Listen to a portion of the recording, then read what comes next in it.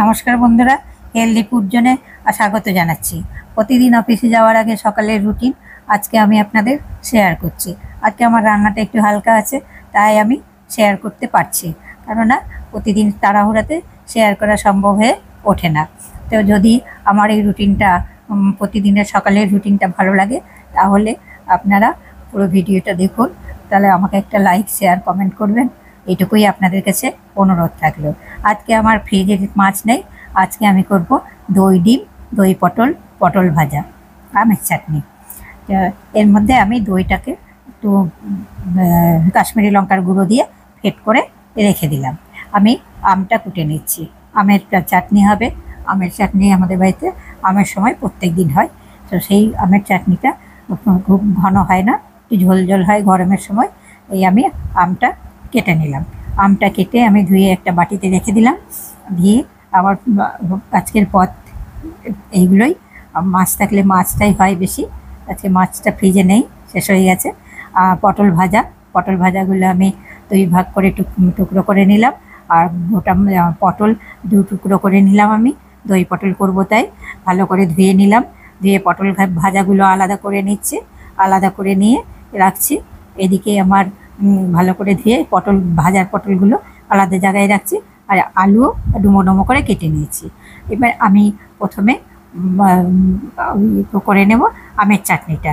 দিয়ে দিলাম শুকনো লঙ্কা আর হলো সর্ষে।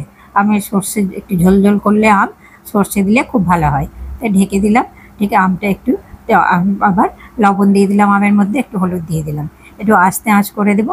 আমটা অনেকটা সেদ্ধ হয়ে যাবে, তারপর দিয়ে দেবো জল। তো এদিকে আমার আমটা হচ্ছে, আমটা জল দিয়ে দিয়েছি, আমে। এবার আমার আমটা সেদ্ধ হতে আছে। তারপরে আমি এদিকে শুরু করব পটলটা ভাজতে। আমি এই কড়াইটা অন্য উনানে বসিয়ে দিলাম। আমি একটা ছোট কড়াই বসিয়ে দেবো পটল ভাজার জন্য। যে পটল ভাজাটা আমি এই কড়াইয়ে করে নেব। এই কড়াইটায় ভাজা খুব সুন্দর হয়। 2টো উনুন না করলে তো সকালবেলা 9টার মধ্যে সব কিছু শেষ করা কমপ্লিট হয় না, সেই কারণের জন্য 2টো উনুন জ্বালাতেই হয়। তো আমি পটল ভাজাগুলো দিয়ে দিলাম। পটল ভাজাগুলো দিয়ে পটলগুলো সুন্দর করে ভেজে নেব। এর ফাঁকে আমি আমার টুকিটাকি কাজগুলো কিন্তু সেরে নেব। আমের টকটা প্রায় অনেকটাই হয়ে এসেছে। আমি কিন্তু সামান্য পরিমাণে চিনি দেবো, কারণ বেশি পরিমাণে চিনি দেওয়া মিষ্টি টক আমাদের খাওয়া চলে না। পটলগুলো সুন্দর করে আমি উল্টে দিলাম, ঢেকে দিলাম। পটলটা না ঢাকলে পটলটা সেদ্ধ হবে না, সেই কারণের জন্য আমগুলো সেদ্ধ হয়ে গেছে, ভেঙে দিলাম। একটু ভেঙে না দিলে ভালো লাগবে না খেতে। পটলগুলোও আমার এদিকে দেখে নিচ্ছি, পটলগুলোও ভাজা অনেকটা হয়ে গেছে, আর একটু হবে, বাকি আছে। আমটাও একটু বাকি আছে। এরপরে আমটাই দিয়ে দিব সামান্য পরিমাণে একটুখানি, অল্প একটু চিনি। একটু মিষ্টি না দিলে একদম টক লাগবে। এরপরে আমি নামিয়ে নিলাম আমটা। একটু বললাম আগে ঝোল ঝোল নামাবো। আমার হয়ে গেল আমের চাটনি। ভাতে বসিয়ে দিলাম ভাতের জল। আমের চাটনিটার মধ্যে চাটনির জন্য বা আচারের জন্য আমার মশলা করা থাকে, ভাজা মশলা। আমি সেই মশলা একটু দিয়ে দেব। সেই মশলা দিলে সেই চাটনি থেকে একটু সুন্দর টেস্ট আর সুঘ্রাণ আসে।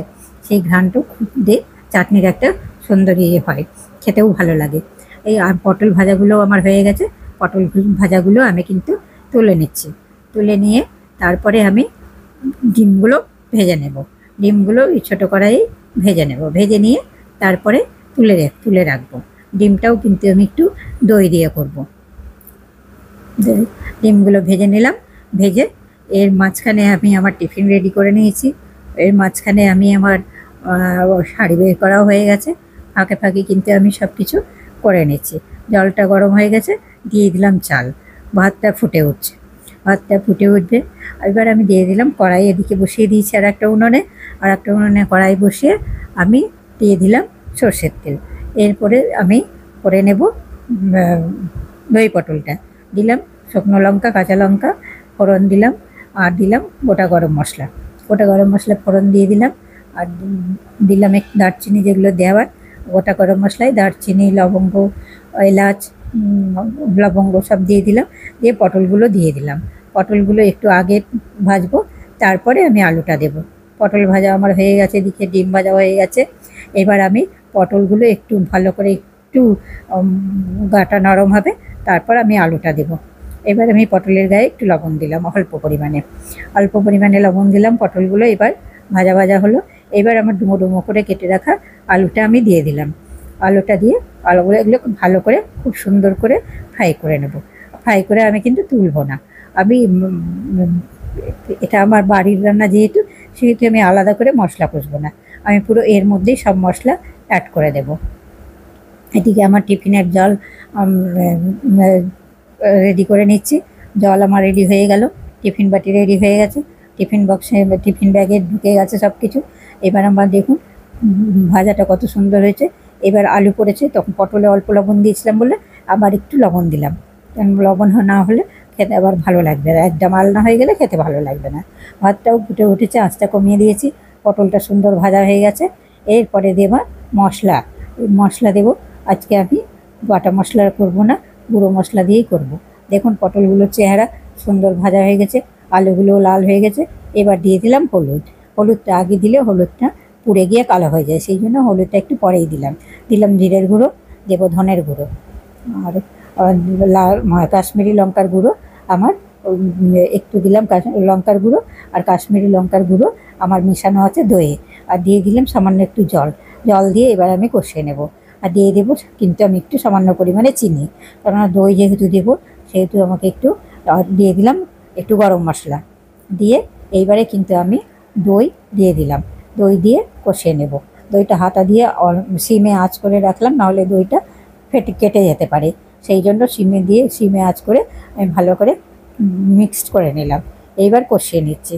কষানো আমার হয়ে গেছে, দিয়ে দেবো। আমার ভাতটা হয়ে গেছে, ভাতটা আমি ফ্যান ছুটতে দিয়ে দিলাম। এদিকে আমার দইটাও পটলটাও রেডি হয়ে গেছে, পটলটাও আমি নামিয়ে নিলাম। ওই গরম মশলা দিয়ে নামিয়ে নিয়েছি একটু ঘি দিয়ে। এইবার আমার ডিম ভাজা তেলটা দিয়ে দিলাম। এবার ডিমটা করব। ডিমের মধ্যে আমি দিয়ে দিলাম কাঁচা লঙ্কা দিয়ে দিলাম ফোড়ন। আমি যেহেতু একটু শুকনো লঙ্কার গুঁড়োটা কম ব্যবহার করি, তার জন্য কাঁচা লঙ্কার পরিমাণটা বেশি দিই। আমি দিয়ে দিলাম আলু দিয়ে, তারপরে আমি আলুগুলো দিয়ে দিলাম। দেখুন ছোটো ছোটো করে ডুমো ডুমো করে আলু আমি ডিমের সঙ্গে সিদ্ধ করিনি, আলুটা আমি ভেজেই সেদ্ধ করে নেব। আর এদিকে আমি চা বসিয়ে দিয়েছি। চা এদিকে বাড়ির কর্তামশাইদের দিতে লাগবে সবাইকে, তারপরে আর যারা আমার বাড়িতে কাজে সব বিভিন্ন কাজ টাজ করে তাদেরকে দিতে লাগবে। চা আমি বসিয়ে দিয়েছি, দিয়ে দিলাম একটু আদা, চায়ের মধ্যে দুটো লবঙ্গ আর একটা এলাচ। এদিকে আমি কিন্তু পেঁয়াজ দিয়ে দিয়েছি ডিমের মধ্যে পেঁয়াজ দিয়ে দিয়েছি, হলুদ দিয়ে দিলাম। তার এবার হলুদ দিয়ে লবণ দিয়ে দিয়েছি। এবার এটি চাটাও ফুটে উঠেছে, চা পাতা দিয়ে দিলাম। আমাদের বাড়িতে লাল চা হয়, দুধ চা হয় না, গ্যাসের অ্যাসিডিটির জন্য সবাই আমাদের লাল চাই খায়। দিয়ে দিলাম জিরে গুঁড়ো, ধনে গুঁড়ো, লঙ্কা গুঁড়ো সব দিয়ে দিলাম। দিয়ে আমি একটু আদা গুঁড়ো আছে, আদা গুঁড়ো দিয়ে দিলাম। যেহেতু আমি আজকে মশলার পেস্ট করিনি, আদাও পেস্ট হয়নি, আমার মশলাটা কষানো হচ্ছে। এই করতে এদিকে আমি চাটা ছেঁকে দিয়ে দিলাম কর্তামশাইকে, দিয়ে তারপরে এবার আমার একটু মশলা কষানো হয়ে গেছে, দইটা মিশিয়ে দিলাম। দইটা মিশিয়ে বাটি ধোয়া জলটাও দিয়ে দিলাম। এবার আমি হাতা দিয়ে একইভাবে মিশিয়ে দিয়ে এর মধ্যে আমাকে একটু চিনি দিতে হবে, কারণ দই দিয়েছি যেহেতু টক আছে, তার জন্য কোনো টমেটো ব্যবহার করিনি। কালারটা দেখুন কত সুন্দর হয়েছে। জল দিয়ে দিলাম। এই প্রথমে একটু চিনি দিয়ে দিই, তার কারণ হচ্ছে কালারটা খুব সুন্দর আসার জন্য। ডিমগুলোকে আমি দুটো টুকরো করে নিয়েছি, দুটো টুকরো করে আমি দিয়ে দিলাম। ডিমগুলো কেটে কেটে দিইনি, দুটো টুকরো করে আস্তে করে, যেহেতু ঝোলটা কম হবে সেই জন্য আমি এইভাবেই করলাম। এই হচ্ছে আজকে আমার মানে খাবার পদ। দিয়ে দিলাম লাস্টে একটু গরম মশলা দিলাম ঘি দিয়ে। এবার আমি নামিয়ে নেব। আমার দই ডিম হয়ে গেল। দই ডিম, পটল ভাজা, আমের চাটনি, ভাত, এই হচ্ছে আমার খাওয়ার ইয়ে। তো এবার আমি আমার ভাত বেড়ে নিচ্ছি, অফিস যাওয়ার জন্য খাবো। পুরো ভিডিওটি দিয়ে আপনারা দেখার জন্য ধন্যবাদ জানালাম। আপনাদের প্লিজ চ্যানেলটা যদি সাবস্ক্রাইব করেন তাহলে খুব ভালো লাগবে। নতুন কোনো ভিডিওতে দেখা হবে। আর পুরো ভিডিওটা দেখার জন্য অসংখ্য ধন্যবাদ। ভালো থাকবেন, এটুকুই কামনা করি।